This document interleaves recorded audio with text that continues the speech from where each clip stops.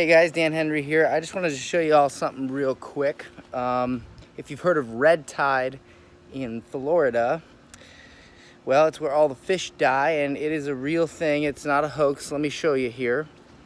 This is my backyard, and as you can see, look at all the tons of dead fish. All right, just look. See that all right there? That's all dead fish. Coming across here, more dead fish. All right, look at that, and it reeks.